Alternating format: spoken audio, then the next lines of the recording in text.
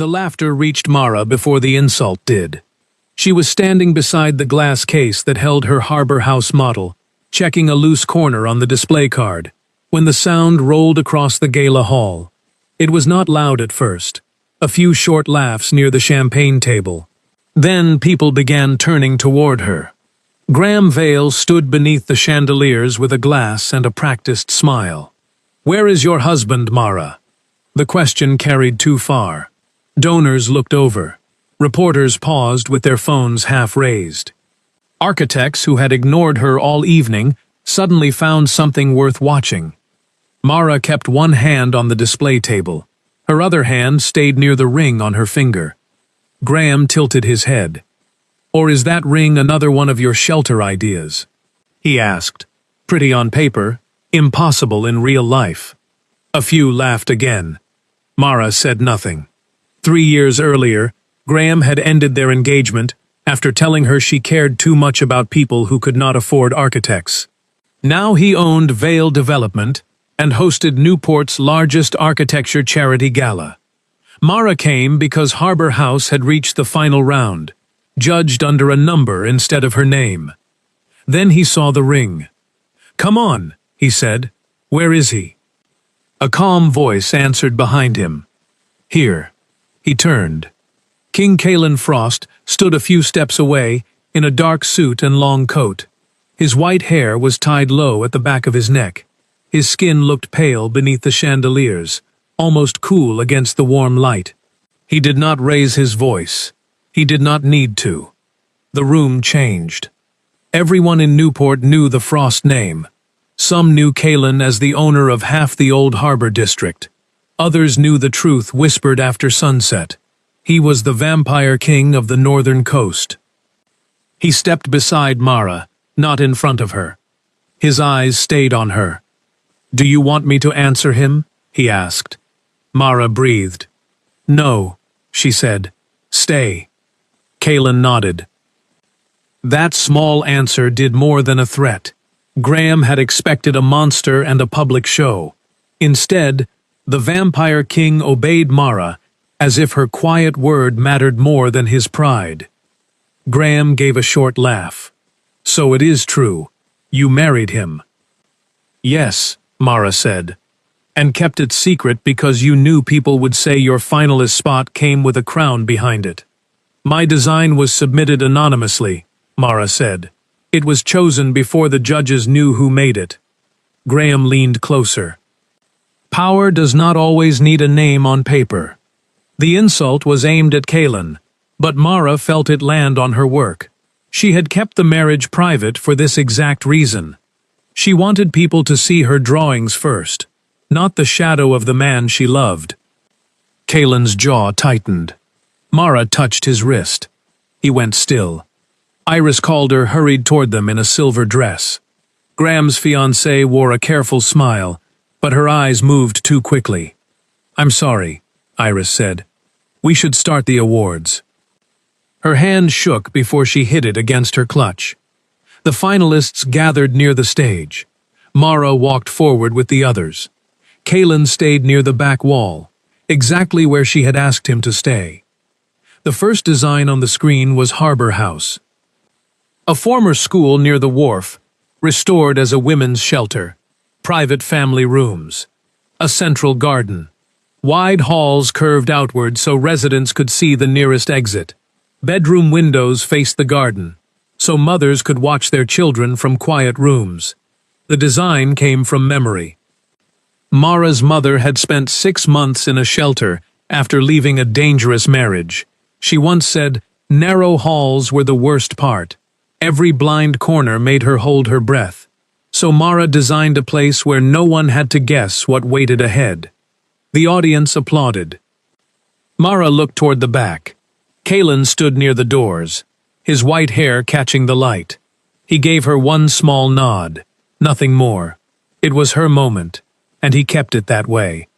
Then Graham walked onto the stage. He thanked the donors, the board, and the city. "Tonight," he said, "Vale Development is proud to present a new shelter concept, a place where safety and beauty meet." The screen changed. Mara stopped breathing. It was her design. The same curved halls. The same garden. The same room layout. Even the window pattern above the entrance matched the paper cutout her mother had made years earlier. Only the name had changed. Graham called it Vale Haven. The board chair clapped first. Others followed. Mara heard the applause like rain against glass. Kalen came to her side, but he did not ask if she was sure. He knew her work.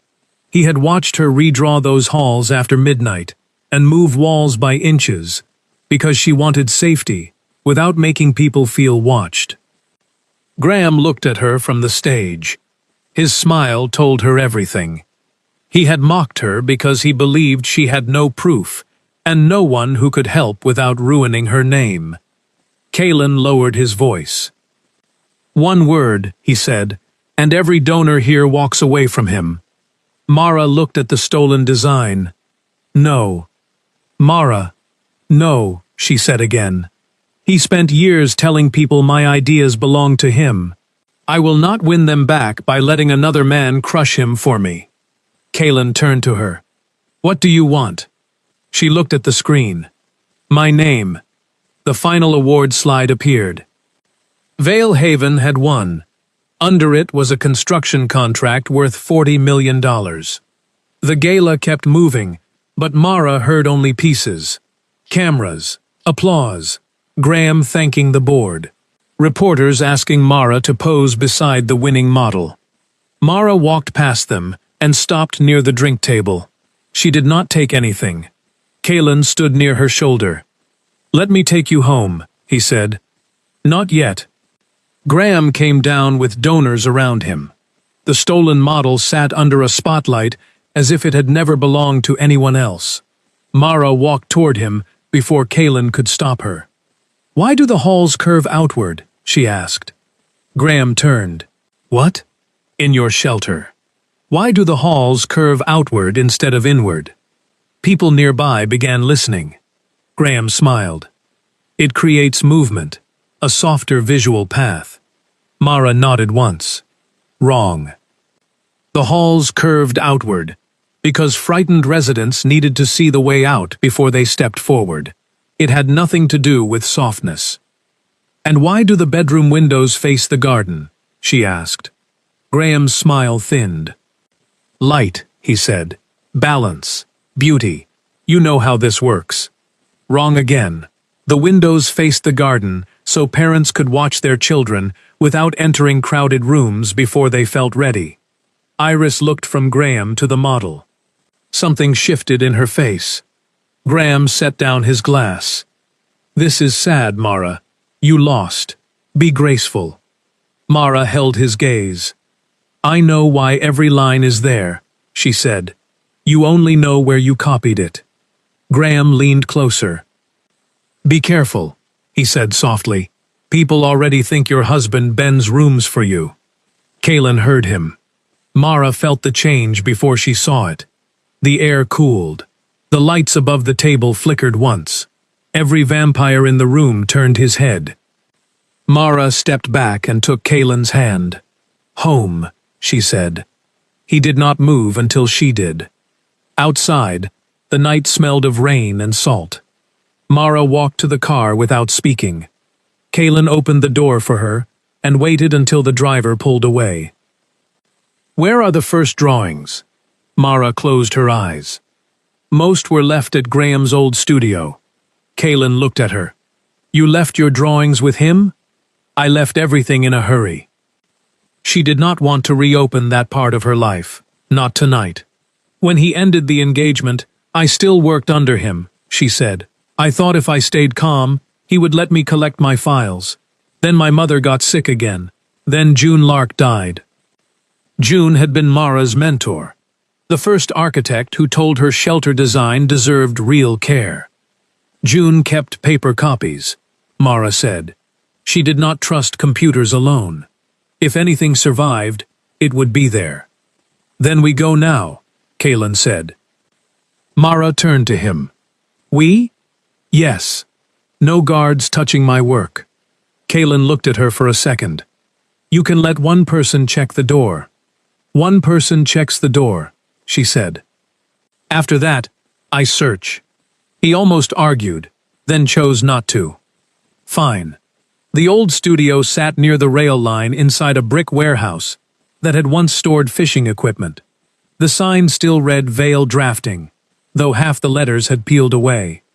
Mara found the access card in an old wallet pocket. Kalen entered first. He returned after a minute. No one inside. Mara stepped past him. Dust covered the windows. White sheets hung over drafting tables. Shelves held old models. Mara remembered midnight coffee while Graham talked about profit from his office.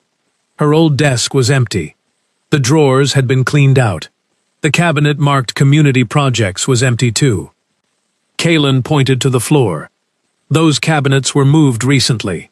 Fresh scrape marks cut through old dust. He came back, Mara said. Or sent someone. June never trusted obvious places. She moved toward the model shelves and lifted covers one by one. A hotel tower, a library entrance, a school renovation. Behind a broken mall model, she found a cardboard box with June's initials. Inside were fabric samples, notes, photographs, and a small recorder. Mara picked up a photo. She was in it, younger, standing beside the first Harbor House model. Graham stood in the doorway behind her, arms crossed, watching. Kalen took the photo gently. He knew from the start. Yes. At the bottom of the box, Mara found a folded note. Your work deserves your name. Never let anyone confuse support with ownership. Mara read it twice. Kalen only stood close enough that she did not face the memory alone. A sound came from the back room. Kalen turned fast and placed himself between Mara and the shelves. A woman stepped out with both hands raised. Iris called her. I followed you, she said. Mara stared at her. Iris looked tired. I know that sounds bad, she said. I needed to know if you were lying. And? Mara asked. Iris held out a photograph. It showed Graham carrying Mara's original shelter model. The plaque on the base was still clear. Designed by Mara Whitfield. He told me it was his, Iris said. He said you helped with early notes and walked away. Mara took the photo. Iris looked toward the door. There is a storage unit, she said. Graham moved old studio materials there last month. I have the code because I handled gala inventory. Kalen watched her. Why give it to us? Iris looked down at her ring. Because tonight he lied too easily, she said. And I do not think Mara was the first woman he taught people not to believe. The storage facility opened at dawn. Mara had not slept. She sat at the kitchen table until the sky turned gray, sorting June's photographs and notes. Kalen stayed across from her with a legal pad and a mug of coffee he did not drink. He could go long stretches without blood, but sunlight tired him. It did not burn him like old stories claimed. It only pulled color from his eyes and made his movements slower. You can stay home, Mara said. No. You look tired. I am tired. And you are still coming? Yes. Mara almost smiled. You do not have to prove anything. I know, he said. I am going because you should not walk into his storage unit alone. No crown, no order, just a husband getting up because his wife needed him. They drove past repair shops and quiet diners. Iris met them near the gate in a plain coat, with no gala smile. She gave Mara the access code. I can wait outside, Iris said. No, Mara answered. Come in. Iris blinked. You trust me? No, Mara said. But I believe you want to do the right thing. That is enough for this morning. Most shelves were empty. Under a torn sheet stood the original Harbor House model. Mara stopped. One side had been smashed. The garden wall was cracked. A roof panel hung loose. The brass plaque was gone. Kalen stepped forward, then stopped himself. Mara pulled out her phone. Do not touch anything. She photographed the unit and the model from every side. Iris wrote down what was missing. Kalen called an independent evidence specialist. That mattered. Months ago, he would have sent his own people through the room and called it protection. Today, he asked first. When the specialist arrived, Mara handed over June's photo and Iris's picture. "We need to preserve this as evidence," Mara said. "No private shortcuts." The woman nodded. Outside, cars moved along the road. Someone across the street carried bagels in a paper bag, like the world had not shifted. Kalen stood beside Mara. "Do you regret it?" he asked. "What?" "Keeping our marriage private." Mara did not answer right away. They had married 8 months earlier in a courthouse 2 towns over. Kalen's Aunt Maribel had cried. Mara's best friend had brought drugstore flowers and 2 cupcakes. It had been small because Mara asked for small. Kalen had wanted to announce it. Mara had wanted time. She had just opened her own studio.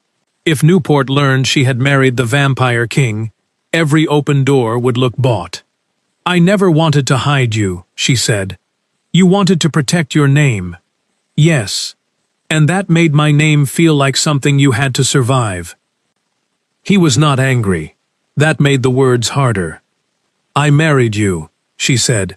"Not your court, not your money, not the fear people have when you enter a room. I know. But maybe I made you invisible while trying to stay visible." Kalen looked at the storage unit. "I came to the gala because it was your night. I stayed at the back because you asked. When he insulted me, I waited. When he insulted you, I almost failed. You did not fail. I came close." Almost is not the same as doing it. Iris walked out carrying a sealed evidence bag. "I found dried glue where the plaque was," she said. "It was removed, not broken off." Mara nodded. Graham had not panicked. He had prepared.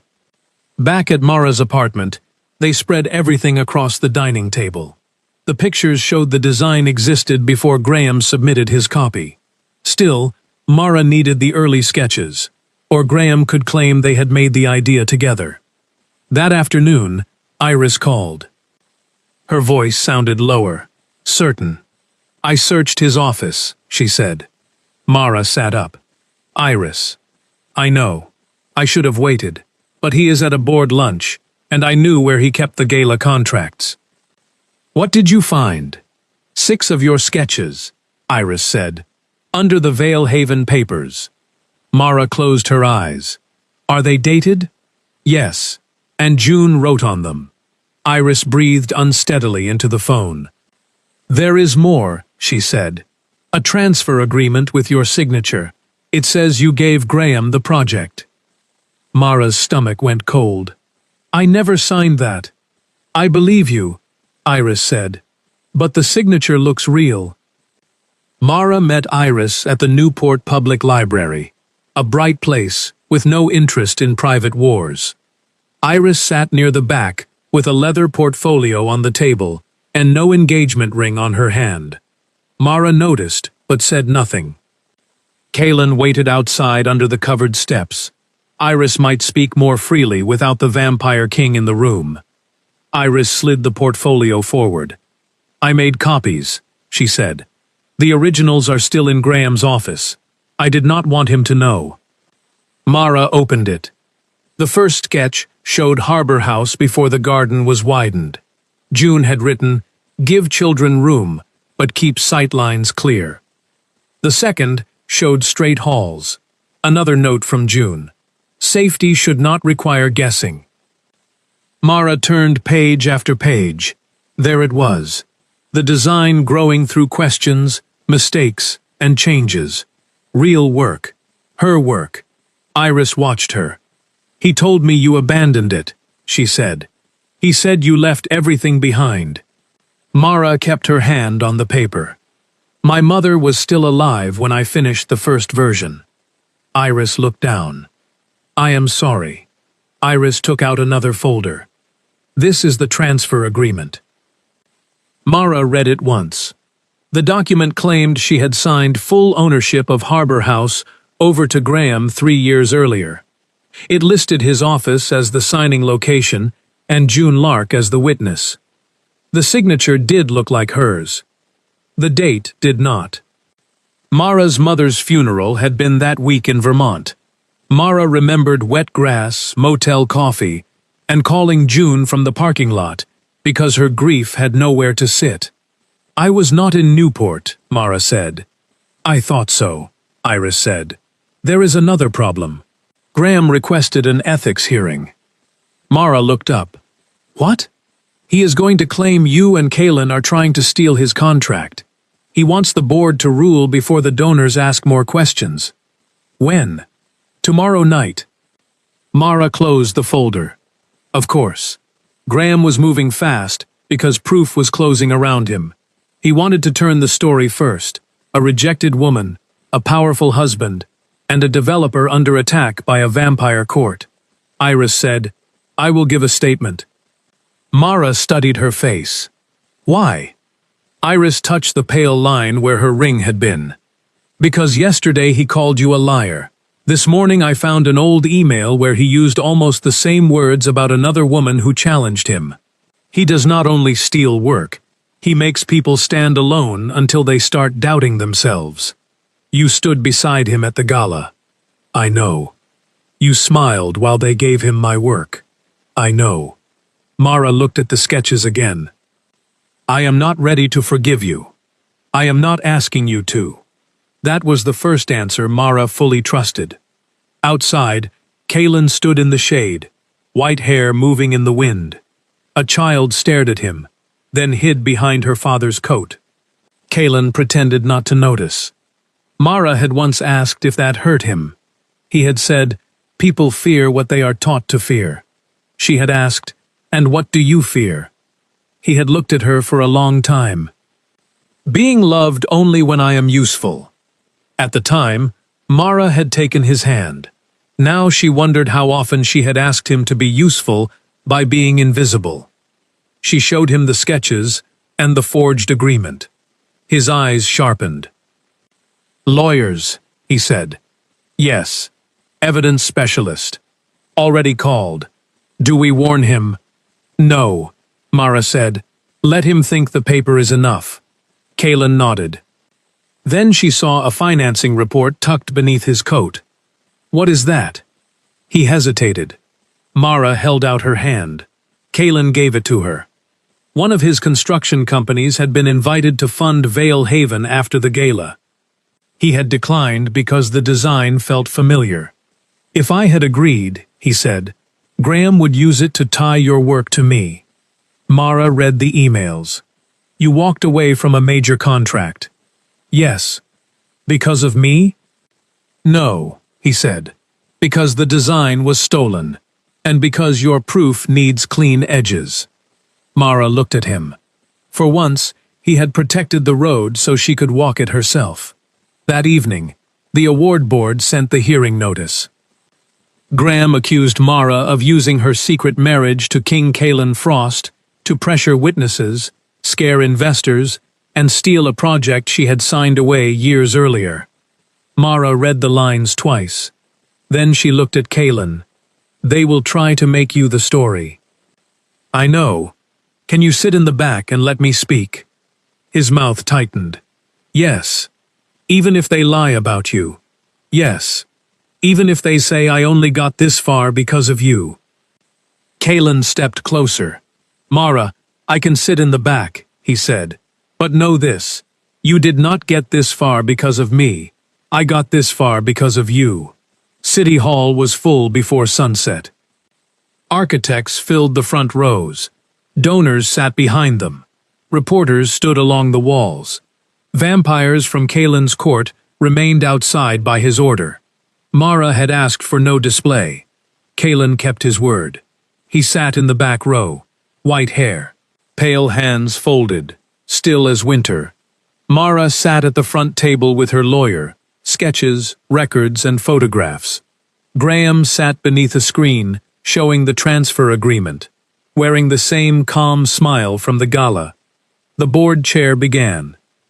"We are here to review the authorship dispute regarding the project known as Vale Haven." Graham's attorney stood first. He spoke about shared work and a broken engagement.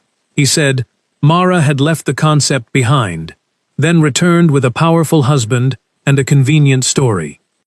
Then he displayed the signed agreement. The screen showed Mara's name at the bottom. The room murmured. Mara did not look back at Kaylin. Her lawyer stood. My client did not sign this document. Graham's attorney smiled. The signature says otherwise. Mara opened a folder. The date says October 14th, she said. 3 years ago. It says I signed in person at Graham Vale's office in Newport. The board chair looked down. Yes. Mara handed over the funeral program. That week, I was in Vermont burying my mother. The room quieted. She added airline records and a dated message from June Lark. The document also names June as the witness, Mara said. June was in Denmark that week for an architecture conference. Here are her travel records and conference schedule. Graham shifted in his chair. His attorney stood again. She may have signed before or after. Dates can be entered later. Mara looked at him. The document says, witnessed in person on that date.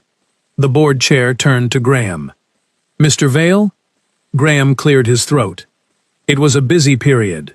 The date may have been entered by staff. Mara took out the sketches. These early Harbor House drawings were found in Mr. Vale's private office, beneath the contract papers for Vale Haven. Graham looked toward Iris. Mara placed the first sketch under the camera. The screen showed straight halls crossed out by June's pen. These were my first mistakes, Mara said.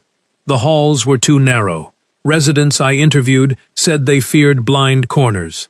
So I changed the plan. She placed the next sketch down. The halls curved outward. This is the revision. Then another. The garden widened here. The bedroom windows moved here. The family rooms changed here. She looked at the board. Designs leave a trail. Questions. Bad ideas.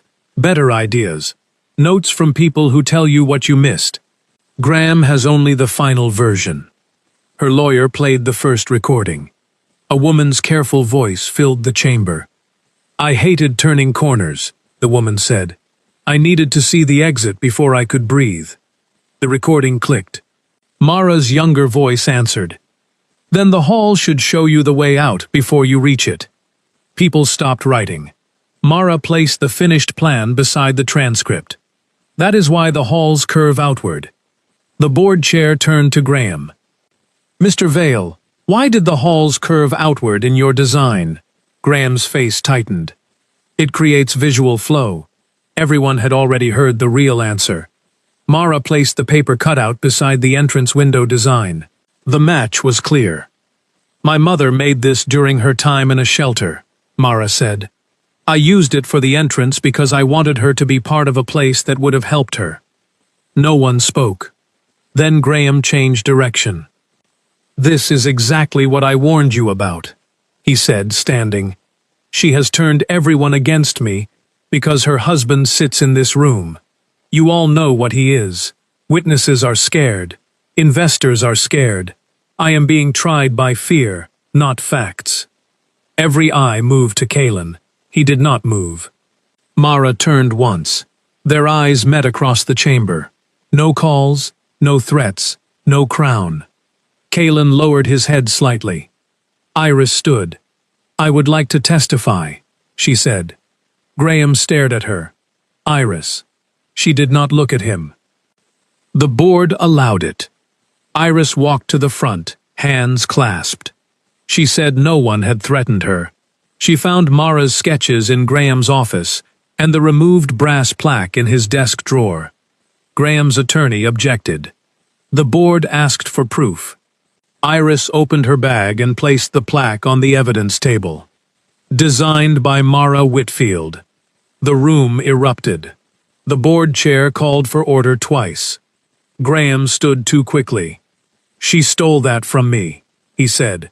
Both of them hate me. Iris looked at him then. I loved you, she said. That is why it took me too long to see it. Graham had no answer. Mara's lawyer played the final video. It showed Mara 3 years earlier, presenting Harbor House to June. Graham appeared in the doorway halfway through. He watched. He did not speak. He did not create. When the lights came back on, the board chair spoke. "The award for Vale Haven is suspended," she said. "The construction contract is frozen pending review. The agreement presented by Mr. Vale will be referred for investigation." Mara let out a breath she had been holding for years. Reporters rushed forward when the hearing ended. "Mrs. Frost," one called, "did your husband make this outcome possible?" Mara looked toward the back row. Kalen had not moved. He was waiting for her choice. "He made it possible for me to fight without taking the fight away from me," she said. Only then did he stand. He came to her side and offered his hand. "Leave?" he asked. Mara took it. Yes. Outside City Hall, the cold night air met them. Before they reached the car, the board's legal advisor approached. "There is a problem," she said. "The original donors have withdrawn. Without replacement funding, the city may lose the Harbor House property by the end of the week." Mara looked at the folder in her arms. She had won back her name. Now she had 7 days to save the place it belonged to. Kalen could have paid for the whole project before sunrise. Mara knew it. He knew it. Everyone in Newport would know it if he did. That was the trap. If she accepted his money, Graham would say the Vampire King bought the shelter. If she refused it, the old school might be sold to a hotel group, and Harbor House would remain only a model in a glass case. They drove home in silence. Inside the apartment, Mara set the folder on the table. Kalen hung his coat and waited. He did not reach for his phone. That mattered more than she expected. "What do you want me to do?" he asked. Mara leaned against the counter. "Not fund it." He nodded once, though the answer cost him. "What else?" "I need access to people who understand restoration," she said. "Contractors, code experts, material suppliers, people who can tell me what is real. But no private pressure. No hidden discounts because they fear you. No money through side doors." Kalen listened. "And if they offer help because they respect the project? Then they submit it openly." He almost smiled. "You are building rules before walls. I learned from the best. June, my mother." The next morning, Mara released everything online. Not gossip, not a speech, just the work. The full design history, the early sketches, the interviews, shared only with permission, June's corrections, the forged agreement, the real cost estimate, the deadline, the bidding rules. Every dollar would be public. She ended the post with one sentence. "Harbor House should not belong to a man, a crown, or a rumor. It should belong to the people it will serve." Former shelter residents recorded short messages. One woman explained why clear exits mattered. A retired teacher offered to help set up a reading room. A local bakery promised breakfast for volunteers. Iris arrived that afternoon with a laptop and no apology speech. "I can coordinate public messages," she said, "if you want." Mara looked at her. "You do events?" "Yes. This is not a gala." "I know," Iris said. "That is why it might finally be useful." So Mara let her work. Iris organized calls, meetings, volunteer schedules, and press requests. She did not ask Mara to forgive her. She simply made sure people knew where to go and what to bring. Kalen kept his distance from the spotlight. When a contractor offered to replace every window at almost no cost, Mara asked why. The contractor looked past her toward Kalen. "We admire the Frost family," he said. Mara closed the folder. "Then you can admire us through a normal bid." Kalen looked at the contractor and said, "You heard her." The man submitted a real bid 2 hours later. By the third day, a National Housing Foundation offered to double verified community contributions if Mara reached the threshold before the property deadline. By the 5th day, she was close. Not close enough. Mara spent that evening inside the empty school building. Folding chairs sat in the old cafeteria. Blue tape marked future walls. Dust floated through late sunlight. She walked the halls with a flashlight, though she knew the layout. Here, the corridor would widen. Here, the garden doors would open. Here, a mother could watch her child draw with chalk. Kaylin found her in the main hall with 2 coffees. "I brought the bitter one you pretend to like," he said. Mara took it. "Thank you." He looked around. "This place has good bones. You sound like a contractor. I own construction companies. You own many things." "Yes," he said, "and I am learning not to touch everything." Mara leaned against the wall. "We are still short. I know. You could fix it." "Yes. Does that bother you?" "Every minute." She looked at him. He gave a small shrug. "I am old, Mara. I am used to solving problems by moving pieces before anyone else sees the board. You make life sound like chess. It was, for a long time. And now?" He looked down the hall. "Now there is a woman standing in a dusty school, asking me not to move the queen for her." Mara laughed softly. "I am not a queen." Kaylin looked at her. "You are to me." The words were simple, just a truth he set down between them. Mara looked away first. "Do not get poetic. I was trying to be normal. You are a vampire king standing in an abandoned school with bad coffee. That is my normal." She smiled, then grew quiet. "Did Vital Construction submit a bid?" "Yes." Mara turned to him. "You did not tell me. You said open process. It is in the public folder, same as everyone else. No hidden donation? No. No ownership rights? No. No strange vampire clause written in old ink?" Kaylin's mouth twitched. "Our legal team stopped using old ink last winter." Mara opened the bid on her phone. It was not the cheapest, and not dressed up as charity. It was realistic, detailed, and safer than the others. "You did this right," she said. "I am trying." The next morning, the committee approved Vital Construction's bid. Mara accepted it publicly. Some people accused her of doing what Graham had predicted. Then the full bid documents went live, and the noise weakened. By noon, the foundation announced its match. By sunset, Harbor House passed its target. Mara sat on the floor of the old school office and cried into her hands. Kaylin sat beside her, not touching until she leaned into him. "We did it," she said. "You did it." She lifted her head. "We." He looked at her carefully. "We," he agreed. Construction began in the cold weeks before spring.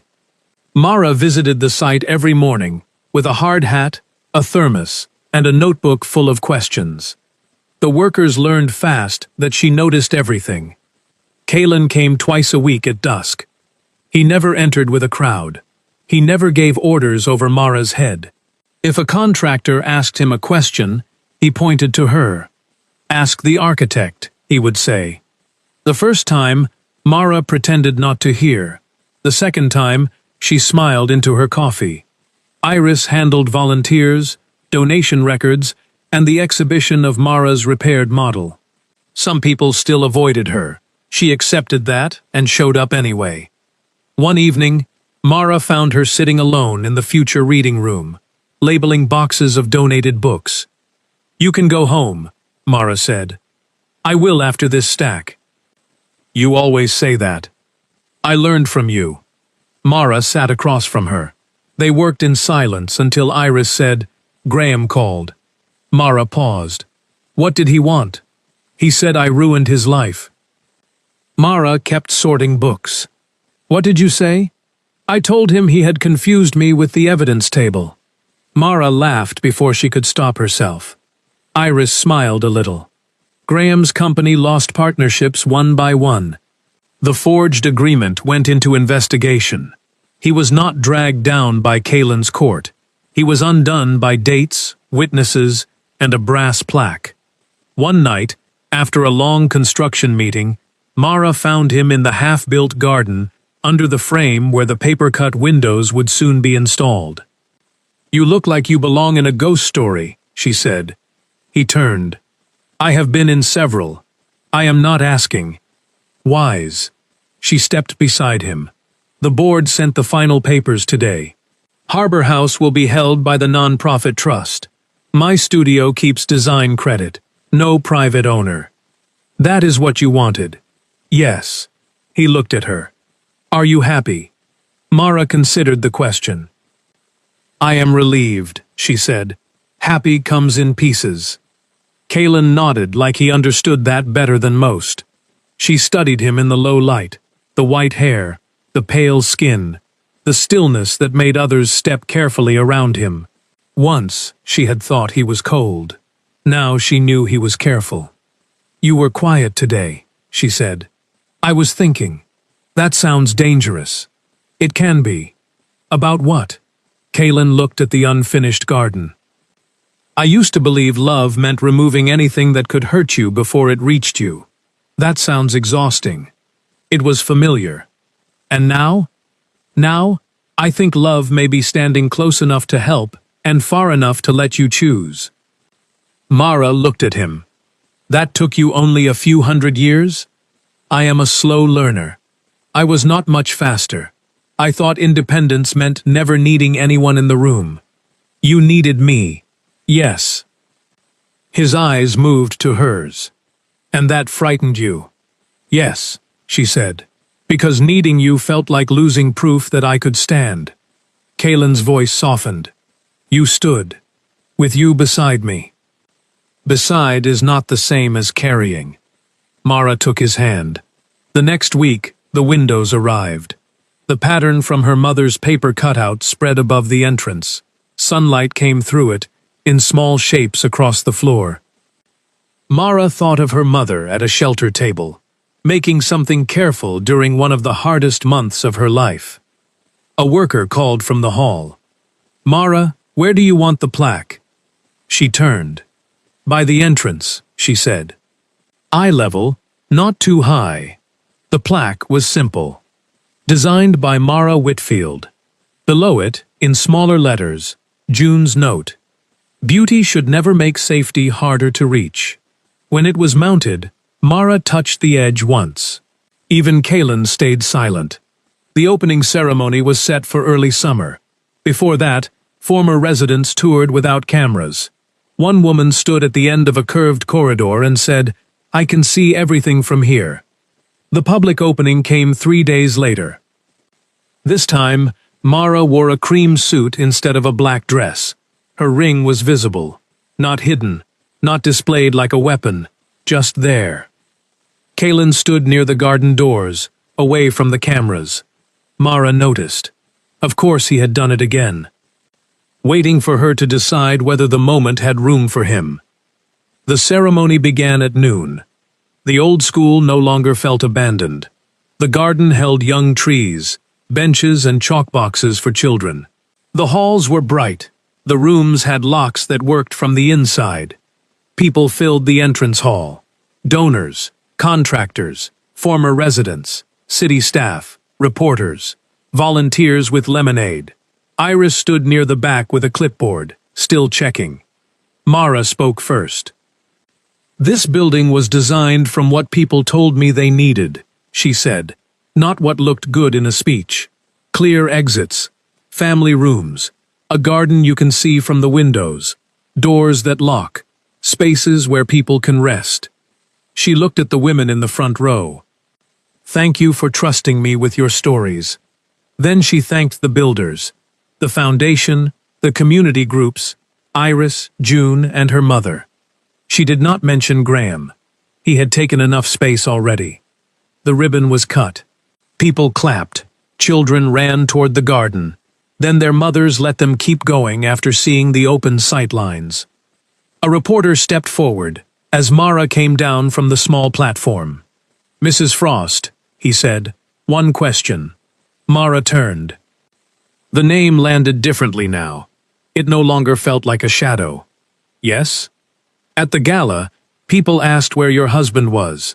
Where is he today? The room shifted. Mara looked across the entrance hall.